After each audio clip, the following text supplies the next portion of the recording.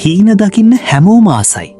හැබැයි ඒ හීන ඇත්තක් කරගන්න කීයෙන් කී දෙනාද තමන්ගේ නින්ද කැප කරන්න ලෑස්ති?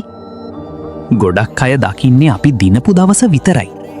ඒ දිනුම පිටිපස්සෙ තිබ්බ කඳුළු, තනියම විඳවපු වේදනාවන් කවුරුත් දකින්නේ නැහැ. සෝෂල් මීඩියා එකක දාන එක පින්තූරකින් පේන ලස්සන ජීවිතේ පිටිපස්සේ කවුරුත් නොදන්න, කාටවත් නොපෙනෙන ලොකු කතාවක් හැංගිලා තියෙනවා. මේ මගේ පළවෙනි වාහනේ.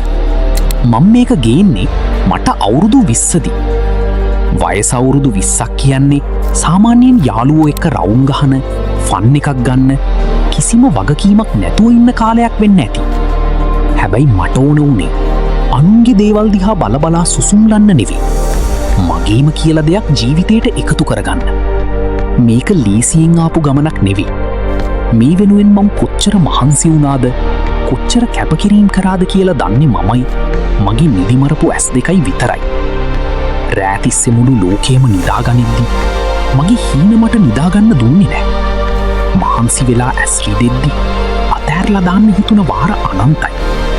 හැබැයි හිත ඇතුලේ තිබ්බ ටාගට් එක ඒ හැම වෙහෙසකටම